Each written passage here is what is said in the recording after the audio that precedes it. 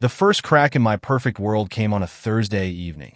I'd gotten home from work early and decided to surprise Clara with her favorite takeout. The scent of garlic and soy sauce filled the air as I fumbled for my keys, balancing bags of food. When I stepped inside, I noticed the silence immediately. Usually, Clara would be in the kitchen humming to whatever playlist suited her mood, but tonight the house felt off. I walked down the hallway toward our bedroom, calling her name.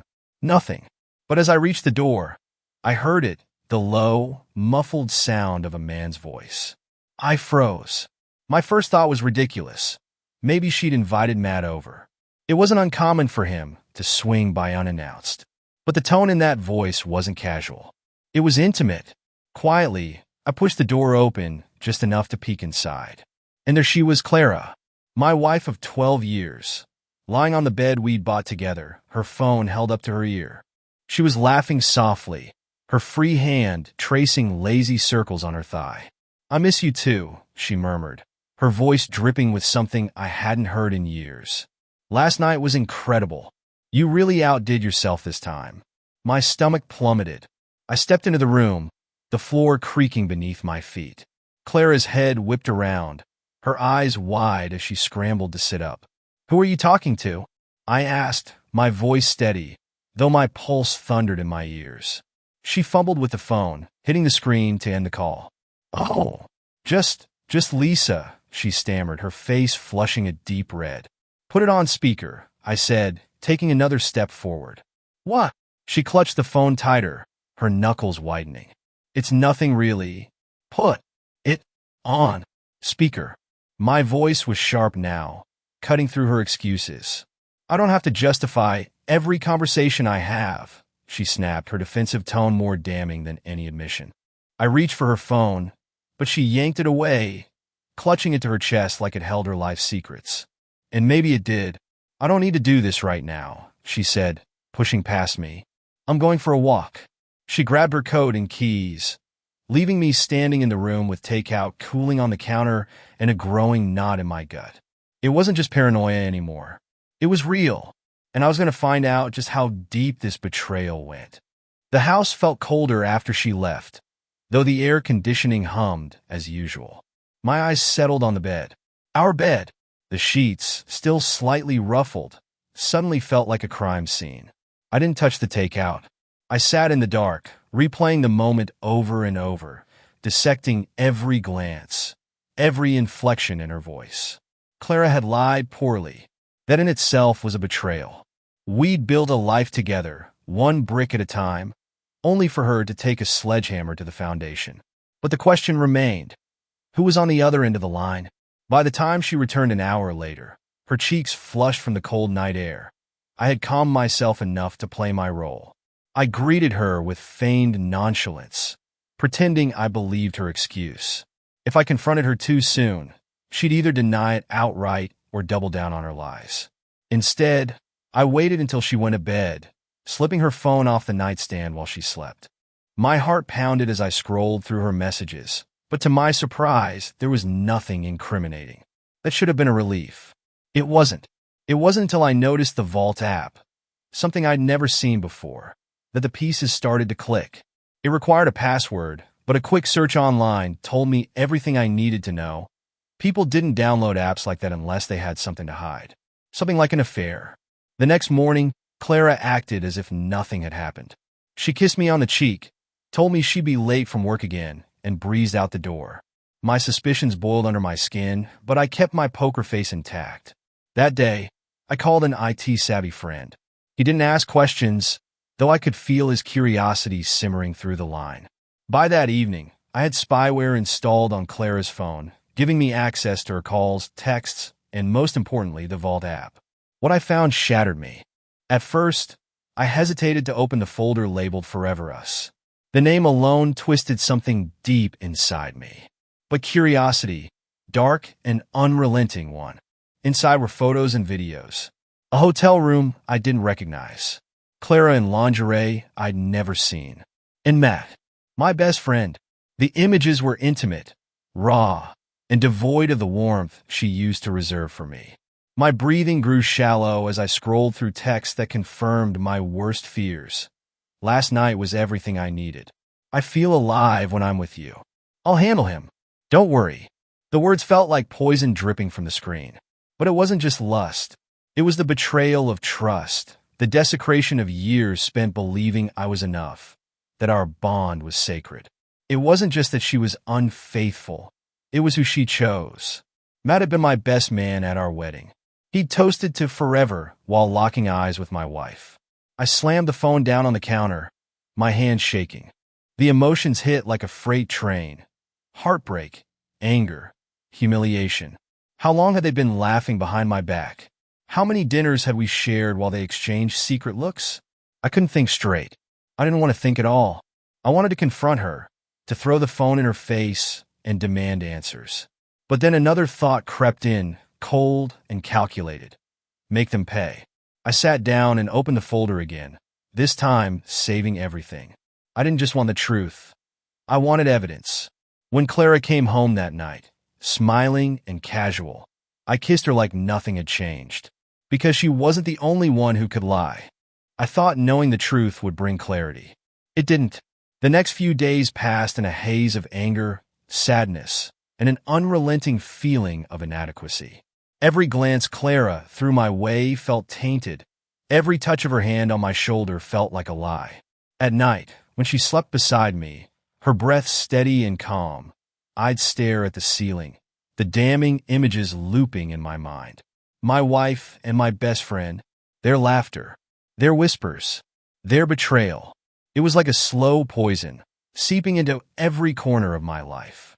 But what haunted me most wasn't the images or the texts. It was the why. Was it me? Had I missed something crucial? Was I not enough for her anymore? I replayed every argument, every moment I'd been distracted by work or forgot an anniversary, searching for answers. But no amount of soul-searching justified the depth of her betrayal. And yet, part of me still clung to the hope that there was something salvageable in this mess. The boy who had fallen in love with Clara all those years ago wanted to believe she could be the woman he'd vowed to spend his life with. That night, as she showered, I poured a glass of whiskey and sat at the kitchen table, staring at my phone. The folder I'd labeled evidence sat there like a loaded gun. I opened it again, scrolling through the text between her and Matt. "Clara, he's so clueless, it's almost funny. Matt, told you. He's always trusted us too much. Makes it easier." Each word chipped away at the remaining pieces of my heart. They weren't just cheating, they were mocking me. The shower shut off upstairs, jolting me from my thoughts. I quickly locked my phone and shoved it into my pocket, my mind racing. When Clara came downstairs, her damp hair pulled back into a loose bun, she smiled at me. "Still up?" she asked, patting across the floor in her slippers. "Couldn't sleep," I replied, swirling the amber liquid in my glass. She came closer, placing a hand on my shoulder. Her touch was warm, familiar, but it no longer comforted me. "You seem stressed lately," she said softly. "Everything okay?" The audacity of her concern made my chest tighten. I turned to look at her, searching her face for something, guilt, remorse, a sign that she was more than just a skilled liar. "I'm fine," I lied. "Work's just been a lot." She kissed my cheek and whispered, "Don't overwork yourself, okay? I need you." I almost laughed at the irony. Instead, I forced a smile. "I'll try." As she went back upstairs, I stared at her retreating figure, a cocktail of love, hate, and longing churning in my gut. I hated that I still wanted her, hated that part of me still yearned for the life we'd built. But the other part of me, the part now fueled by cold, calculating rage, knew better. I drained the last of my whiskey and set the glass down with a deliberate clink. If they thought I was clueless, I would give them exactly what they wanted, a husband too blind to see the truth. But behind that facade, I'd begin to dismantle their lives piece by piece. Let them bask in their lies a little longer. They wouldn't see me coming. By the weekend, the act of pretending had become second nature. Clara had always been observant, but perhaps her guilt made her blind. She didn't question my sudden interest in cooking her favorite meals or the way I smiled through clenched teeth during her stories about her busy days at work. I knew she was texting Matt. I didn't even have to check my phone anymore to confirm it. The stolen glances at her screen, the way her lips curled into a private smile, it all pointed to him. Saturday morning, she stood by the mirror, putting on earrings. She wore a crimson dress that hugged her curves, one I hadn't seen in years. "Big plans?" I asked, leaning against the doorframe. She glanced at me in the mirror, her expression perfectly casual. "Brunch with the girls. Susan's birthday." I nodded, keeping my voice light. "Tell her happy birthday for me." "Of course." She kissed me on the cheek and grabbed her purse, her heels clicking against the floor as she headed for the door. The moment it shut behind her, I moved. I'd already tracked her phone to confirm where she was going. But today wasn't about her destination. I went straight to her closet, scanning for something specific. The black overnight bag she used for work trips. Sure enough, it was gone. I felt a sharp pang of vindication and rage. Brunch my ass. I'd planted a voice recorder in her car weeks ago, disguised as a charger, after realizing most of her calls to Matt happened on her drives. When she returned, I'd have every word, every laugh, and every whispered promise. Still, the waiting was agonizing. I paced the house like a man possessed, the walls closing in around me. Memories assaulted me at every turn. The couch where we'd spent countless nights binge-watching shows. The dining table where she'd once surprised me with an anniversary dinner. The bed upstairs where I shook my head, shoving the thought away. I needed a distraction. Picking up my phone, I scrolled through old photos, torturing myself with snapshots of our lives before the betrayal. Clara and I smiling in front of the Grand Canyon. Matt holding up a fish during a camping trip. The three of us at our housewarming party, toasting to the future. How long had it been a lie? The sound of Clara's car pulling into the driveway jolted me back to the present. I quickly shut off my phone and settled into the living room, feigning nonchalance as she walked in, a paper shopping bag in hand. "How was brunch?" I asked, glancing up from the TV. "Good," she said, her tone breezy. "We went to that new place downtown. You'd love it." I nodded, fighting the urge to press her for details I already knew were fabricated. Instead, I stood and kissed her cheek, noting the faint scent of cologne on her that wasn't mine. "I'm glad you had fun," I said, my voice steady. "You deserve it." That night, after she'd fallen asleep, I retrieved the recorder from her car and sat alone in the garage, listening with headphones. Her voice filled my ears, light and teasing. "I can't stay long. He's been different lately. More attentive." Matt's laugh followed. "He has no clue, Clara. Stop worrying." A pause. Then Clara's voice dropped, sultry and full of longing. "I wish I could just leave it all behind. Be with you." I clenched my fists, my nails digging into my palms. The sound of their laughter was unbearable. But it wasn't just anger anymore. It was resolve. If Clara wanted a clean slate, I'd grant her wish. But it wouldn't come without consequences. The next morning, Clara moved around the kitchen like nothing had changed. She poured coffee, humming softly, and asked me about my plans for the day. I could hardly look at her without the recorder's words replaying in my head. I wish I could just leave it all behind. Be with you. Instead of showing my hand, I smiled and kept my tone easy. Just errands. What about you? Probably some cleaning, maybe a bit of work. Her lie was smooth, almost automatic, and it made my stomach turn.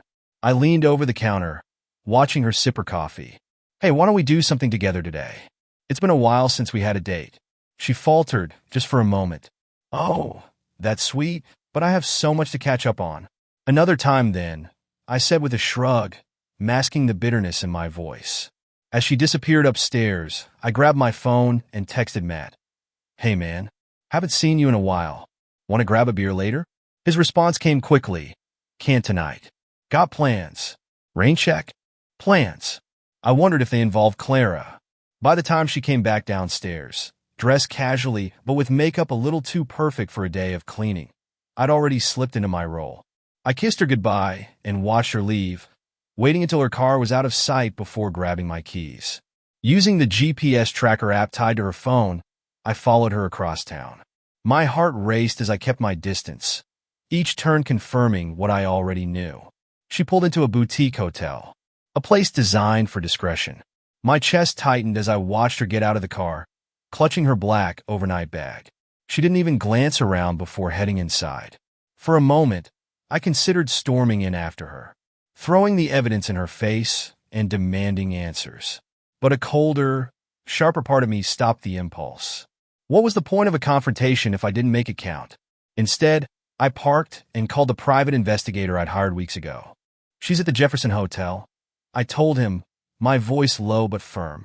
"I want photos, videos, everything." "You got it," he replied. I stayed in the car, gripping the steering wheel so tightly my knuckles turned white. Each minute that passed felt like an eternity. I imagined them together, laughing, touching, doing things she hadn't done with me in years. When the investigator texted me 2 hours later, I opened the message immediately. Photos flooded my screen. Clara and Matt, arm in arm, walking into a hotel room. Matt kissing her neck in the hallway. Clara smiling, her face glowing in a way that made my stomach churn. I closed the photos and stared out the windshield, my chest heaving. This was no longer just suspicion or fragments of evidence. This was undeniable proof. I drove home in a daze, my mind spinning with plans. I didn't cry. The anger that had been simmering for weeks now burned white-hot, consuming any sadness or confusion I might have felt.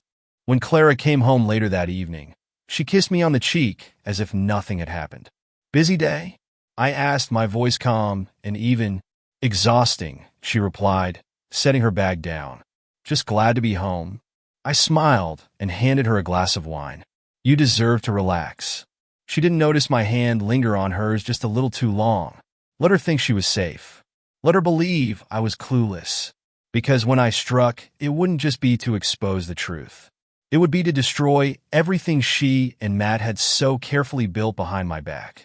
I thought I'd mastered the art of pretending, but keeping my emotions in check was like holding back a tidal wave with a paper dam.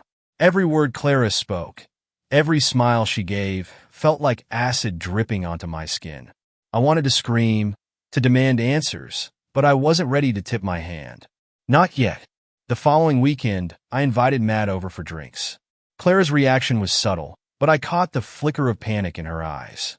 "Matt?" she asked, forcing a casual tone as she stirred her coffee. "Haven't seen him in a while." I nodded, suppressing a smirk. "Figured it's overdue." "You don't mind, do you?" "Of course not." Her smile was tight, her fingers gripping the spoon a little too hard. "What time's he coming?" 7. Clara spent the rest of the day unusually quiet, her phone glued to her hand.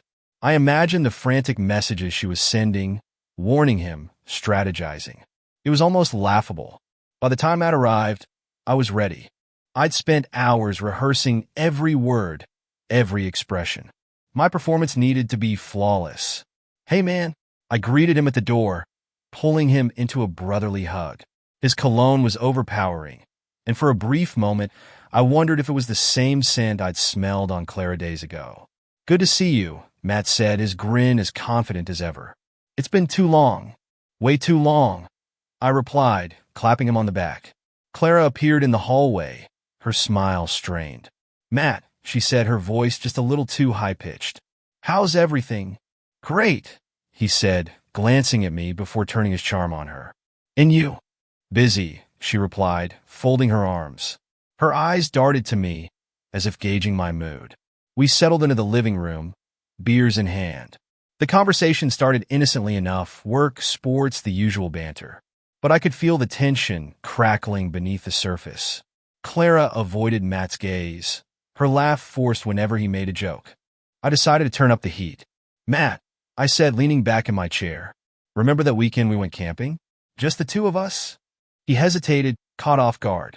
"Yeah, sure. Great trip." I smiled. "You were always better at keeping secrets than I was. Remember how you covered for me when I lost my wedding ring and didn't want Clara to find out?" Matt chuckled nervously, scratching the back of his neck. Yeah, I've got your back, man." "Always," I said, holding his gaze. Clara shifted uncomfortably beside me, her fingers gripping the edge of her glass.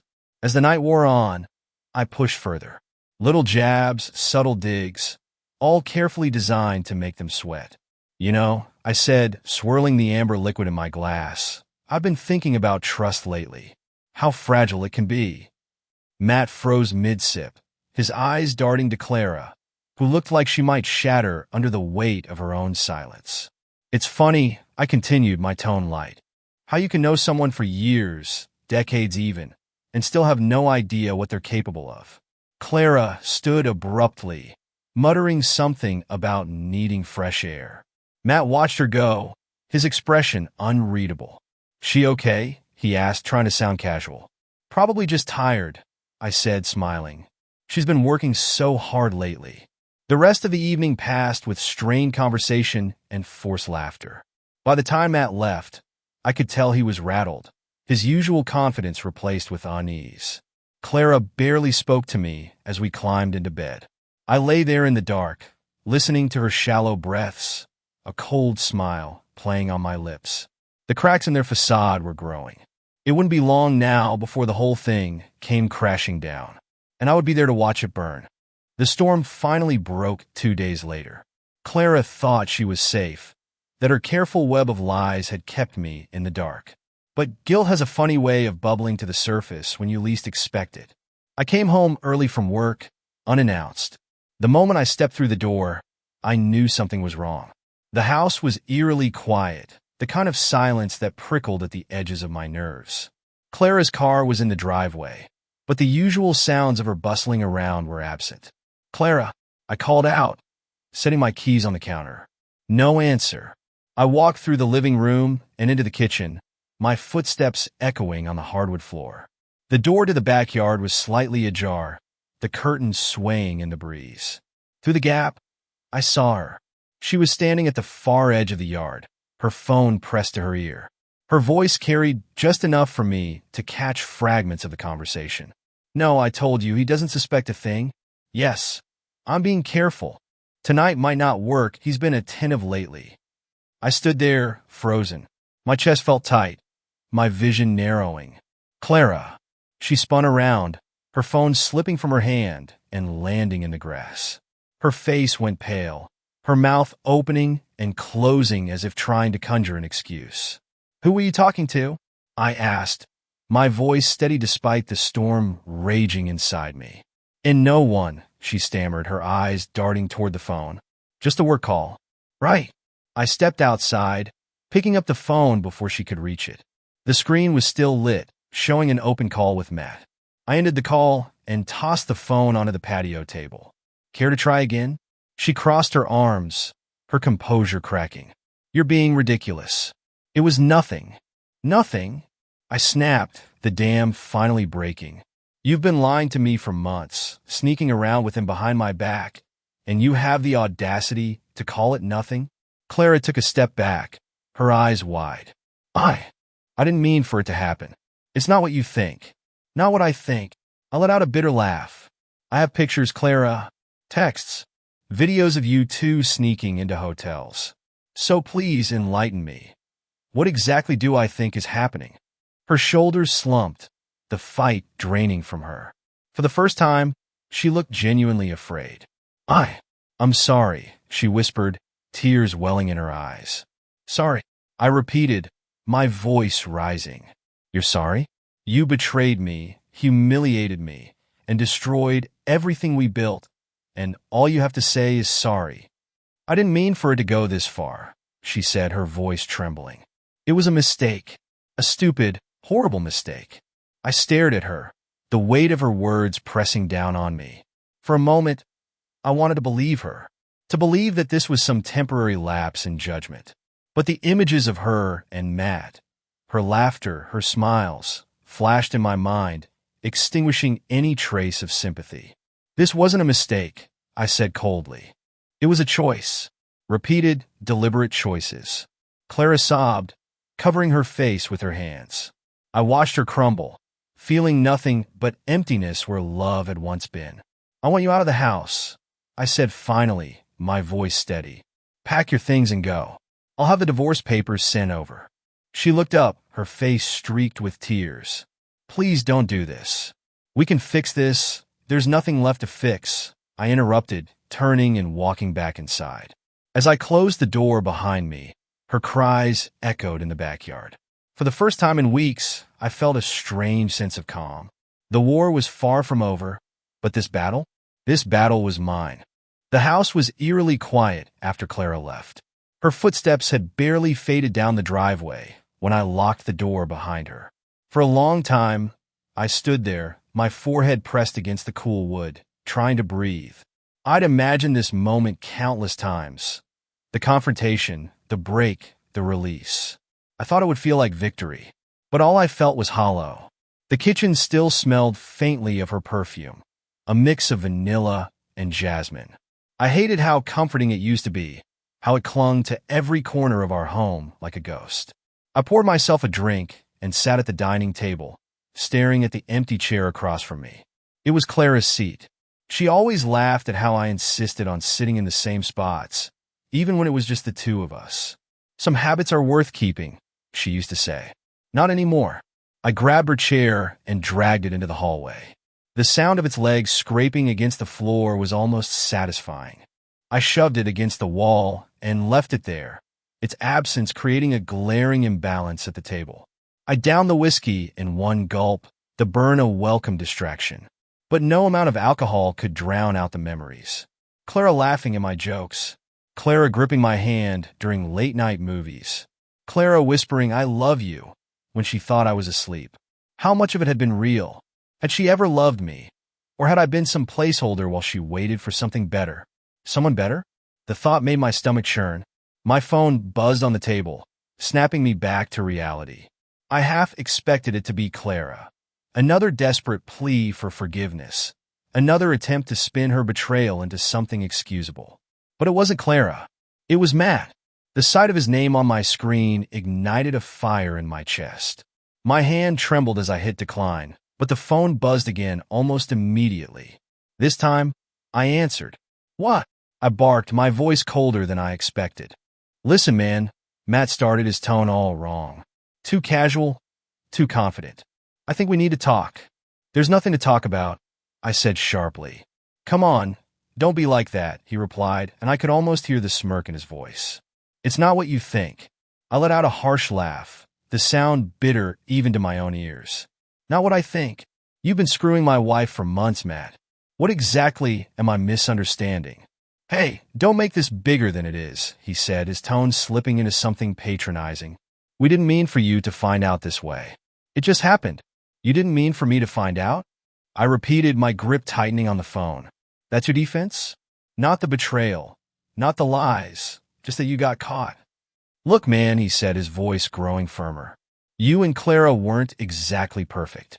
She came to me because she needed something you weren't giving her." I stood, my pulse pounding in my ears. "You don't get to justify this. Not to me, not to anyone. You're a coward, Matt. A selfish, pathetic coward." He started to respond, but I ended the call, throwing the phone onto the table. My breathing was ragged, my fists clenched so tightly my nails dug into my palms. I didn't feel hollow anymore. I felt rage. Matt had taken more than my trust. He'd taken my dignity, my sense of stability, my belief that loyalty meant something. And I wasn't going to let him walk away unscathed. I poured another drink, the wheels in my mind turning. The war wasn't just against Clara anymore. It was against him, and I wasn't about to lose. The rage didn't fade, it sharpened. Every minute of the next day was spent strategizing, every idle moment consumed by thoughts of how to make them feel the weight of what they'd done. Clara's betrayal had gutted me, but Matt's cut even deeper. He'd been my best friend, the person I'd trusted without question. Now, trust felt like a joke. I started with small steps. The photos and recordings from the private investigator were already organized and time-stamped, sitting neatly in a folder on my laptop. Evidence, proof, ammunition. I logged onto social media, scanning through Matt's profile. His carefully curated image of a family man stared back at me. Photos of him with his wife, his kids, his dog. His captions were full of cliches about loyalty, love, and living a life of integrity. The hypocrisy made my stomach churn. I could destroy him with a few clicks, but I wasn't ready to go public. Not yet. First, I needed to hit where it hurt. That evening, I called Clara. "Hi," she answered hesitantly, her voice cautious. "I need to talk to you," I said. "Can you come by the house tomorrow? Is everything okay?" she asked, her tone soft, almost hopeful. It will be, I replied. Just be here at 7. She agreed, and I hung up without another word. Then I called Matt. Hey, he answered, sounding wary. I thought about what you said.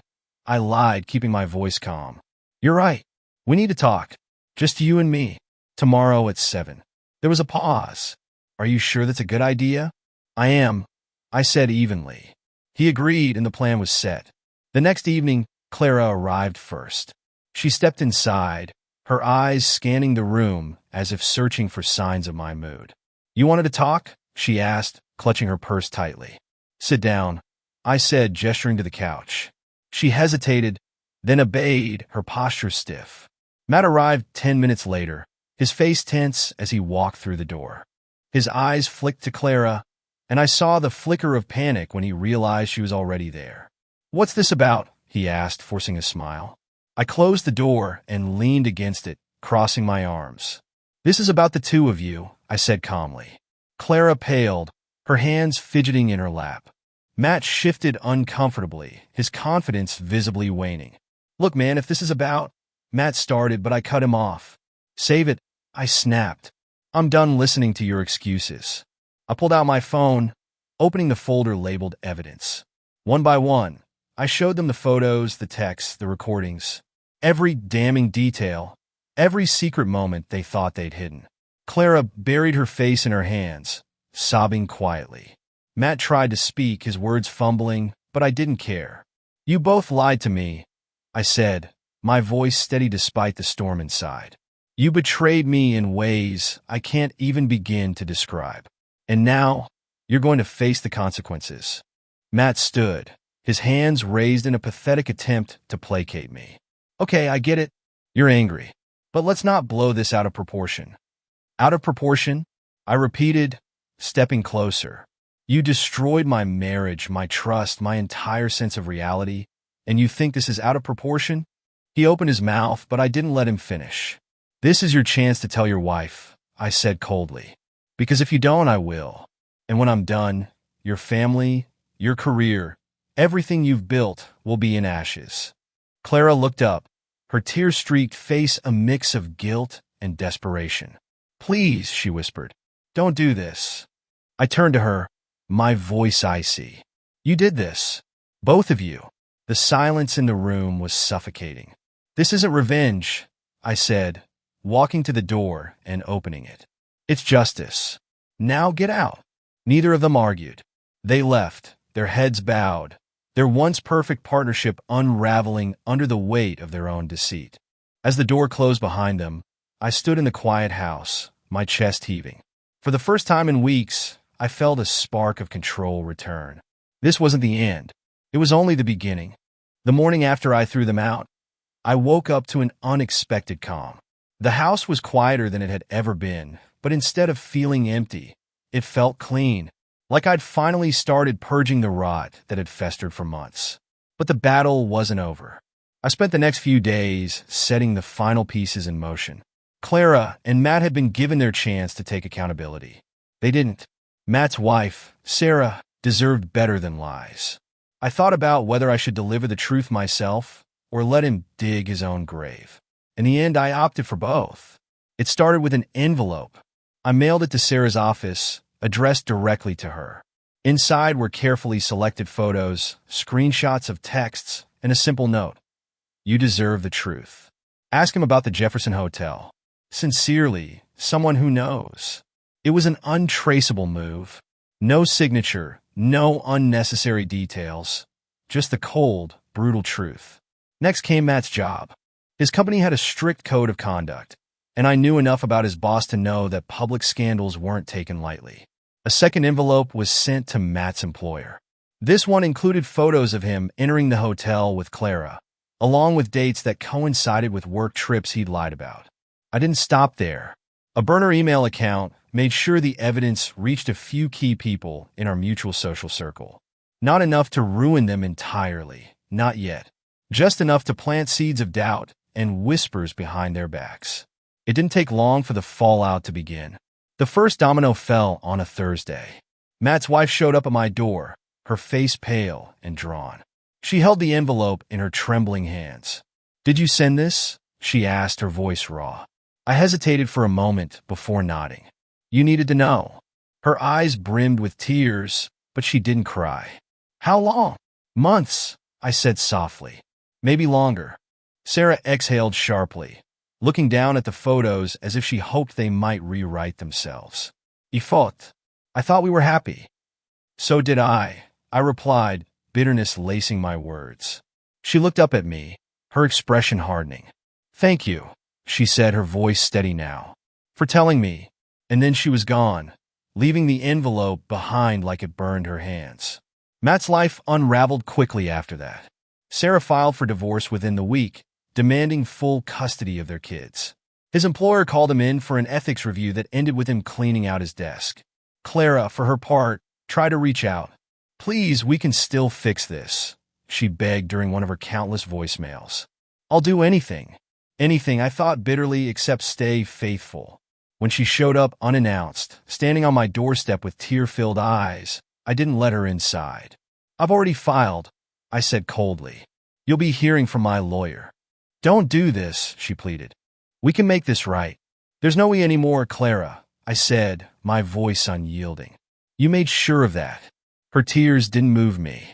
The years of love we'd shared felt like a distant memory, buried beneath the weight of her betrayal. The divorce moved quickly. Clara didn't fight for much, maybe out of guilt, maybe because she knew I wouldn't budge. I kept the house, the car, and most of our savings. When the papers were finalized, I threw them into the fire pit in the backyard and watched them burn. The ashes swirled into the night sky, disappearing like ghosts. For the first time in months, I felt free. The last loose end was Matt. I heard through the grapevine that he was staying with a friend, drinking too much, and spiraling into self-pity. Good. One night, I saw him at a bar downtown, slumped over a stool, staring into a glass of whiskey. He looked up as I approached, his eyes widening in recognition. Come to gloat, he slurred. I leaned in close, my voice calm and deliberate. No, Matt. I came to watch you fall. And I walked out, leaving him to drown in the wreckage of the life he'd destroyed. Justice wasn't always clean, but it was satisfying. And as I stepped into the cool night air, I finally felt the weight of betrayal lift from my shoulders. It was over, and I was free.